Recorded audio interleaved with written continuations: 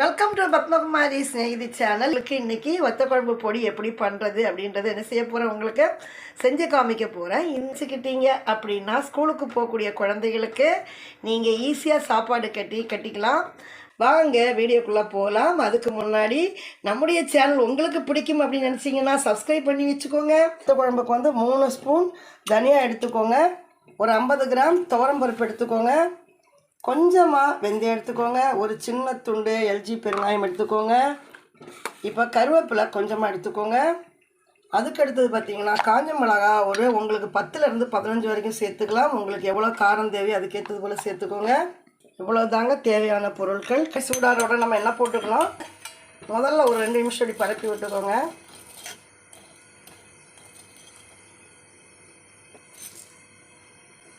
விட்டு நல்லா கிளறி எடுத்துக்க வேண்டியது தான். இதை நல்லா பொன்னிறமாக நமக்கு வெந்துடுச்சுங்க.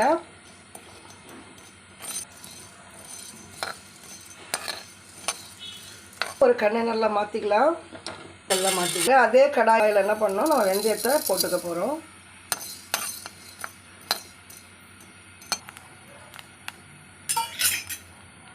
நல்லா பொரியிற சத்தம் கேட்குது. ஸ்டவ் ஆஃப் பண்ணிக்கலாம். எடுத்து இதில் என்ன செஞ்சுக்கலாம், இதையும் இதில் கொட்டிக்கலாம். அது நம்ம துவரம் பருப்பை சேர்த்துக்க போகிறோம்.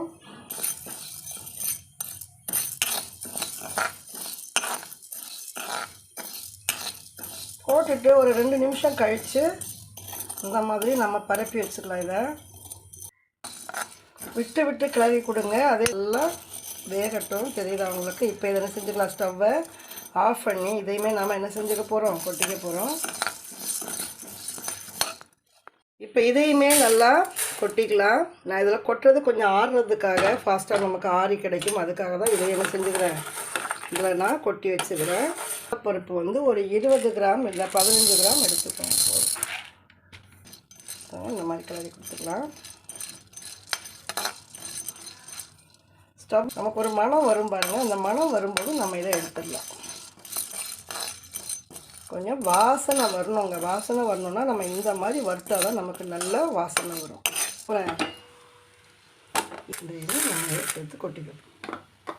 எதுவுமே நம்ம எண்ணெய் ஊற்றக்கூடாது. எண்ணெய் ஊற்றாமல் தான் நம்ம என்ன செய்யணும், நல்லா மொறுன்னு வறுத்து எடுத்து போட்டுட்டு பச்சை வாசனை போகிற வரைக்கும் வறுத்துக்கோங்க. இதை நமக்கு எடுத்து இதோட கொட்டிக்கலாம்.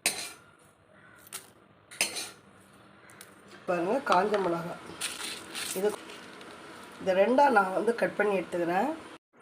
சின்ன பீஸாக நம்ம கட் பண்ணி போட்டுக்கிட்டோன்னா நமக்கு சீக்கிரமாக வேகும், இல்லைன்னா ஈரமாக இருக்கும் மிளகாய். அதே நேரம் காஞ்சதனுடைய வெந்துடுச்சு அப்படின்னா நல்லா மொறுன்னு சவுண்டு கேட்கும். நான் இதுவே வச்சுக்கிறேன். இது கொஞ்சம் நல்லா அப்படியே சூட்டில் நல்லா என்ன செய்யும், இன்னும் கொஞ்சம் நல்லா வேகட்டும். இவ்வளோ தாங்க இதுக்கு தேவையான பொருட்கள் வந்து நம்ம எல்லாத்தையும் பார்த்தாச்சு. இப்போ ஒரே ஒரு பொருள் பெருங்காயம். அதை நம்ம என்ன செய்யணும், வறுத்து நம்ம ஆற வச்சு இதோடு சேர்த்துக்கணும். அதோட மஞ்சத்தூள் நம்ம கொஞ்சம் கண்டிப்பாக நம்ம மஞ்சத்தூள் கொஞ்சம் சேர்த்துக்க போகிறோம். இப்போ நம்ம வத்த குழம்புக்கு தேவையான மிளகு கொஞ்சம் வறுத்து எடுத்துக்கலாங்க.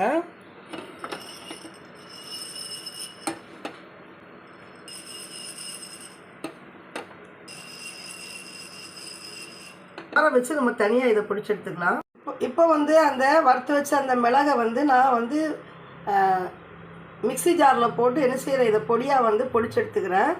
இப்போ வறுத்து வச்ச இந்த மிளகாவோட கருவேப்பிலை, துவரம்பருப்பு, கடலைப்பருப்பு, தனியா, வெந்தயம் எல்லாத்தையும் சேர்த்துக்கிறேன். நான் ஜீரகம் சேர்த்துக்கலாம். உங்களுக்கு வேணும்னா சேர்த்துக்கோங்க. எனக்கு ஜீரகம் வந்து எனக்கு அதில் பிடிக்காது. அந்த வறுத்து வச்ச இந்த தெரியுதா உங்களுக்கு எப்படி இருக்குன்னு, இதை வந்து நம்ம இதில் சேர்த்துக்கிட்டோன்னா நம்ம வைக்கும்போது வாசனை எது வரும்னு நினைக்கிறீங்க, அந்த வெந்தயம் அப்புறம் வந்து இந்த பெருங்காயம், இந்த 2ம் தான் நமக்கு தனியாவோட அந்த வாசனை. நல்லா கரெக்டாக வறுத்துட்டிங்க அப்படின்னா செம்ம வாசனையாக இருக்குங்க. அது நீங்கள் இந்த மாதிரி பவுடர் பண்ணி வச்சுட்டு நீங்கள் வத்த குழம்பு பண்ணி பாருங்கள். நாம் இதை என்ன செய்யலாம் தெரியுதா உங்களுக்கு, சவுண்டு தெரியுதா, இப்படி பொடிச்சாலே வந்துடுது பாருங்கள்.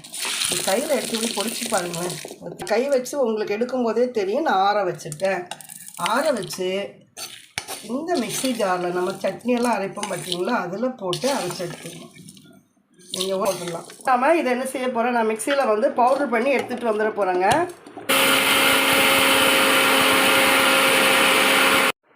இப்போ பாருங்கள், எடுத்து பார்த்துடலாம். பார்த்தீங்களா? வா, சூப்பராக இருக்குது பார்த்தீங்களா? எடுத்து காமிக்கிறேன். பட்டு மாதிரி நமக்கு என்ன ஆகிடுச்சு, நல்லா பொடிஞ்சு வந்துடுச்சு பார்த்தீங்களா? இந்த கண்டெய்னருக்கு மாற்றிக்கிறேன். குழம்பு திக்னஸ் ஆகிறதுக்கு தான் கடலைப்பருப்பு நம்ம சேர்க்குறமே தவிர, உங்களுக்கு வாசனை வந்து வத்த குழம்போட வாசனை வந்து துவரம்பருப்பு தாங்க. இப்போ வந்து தனியாக தான் நான் என்ன செஞ்சுக்கிறேன், பொடி செஞ்சுக்கிறேன். ஏன்னா இப்போ நாம் இதோட பாருங்கள், நல்லா 1 ஸ்பூன் மஞ்சள்தூள் சேர்த்துக்கோங்க. போதுங்க. இது நாம் இது எல்லாத்தையும் சேர்த்து கலந்து என்ன செஞ்சுக்கலாம், ஒரு கண்டெய்னருக்கு மாற்றி வச்சுக்கோங்க. நான் இது கொஞ்சம் நல்லா ஆறட்டும். ஆறுனதுக்கப்புறம் தான் நம்ம என்ன செய்வேன், நான் இதை வந்து மாற்றி வச்சுப்பேன். அவ்வளோதாங்க, நம்மளுடைய வத்த குழம்பு பொடி ரெடி ஆகிடுச்சு. மிளகு வந்து வாசனை பிடிக்காதவங்க நீங்கள் சேர்க்க வேண்டாம், அவாய்ட் பண்ணுங்கள். ஆனால் மிளகு வந்து நல்லா வறுத்து போட்டுக்கிட்டால் தான் நமக்கு பச்சை வாசனை வராது.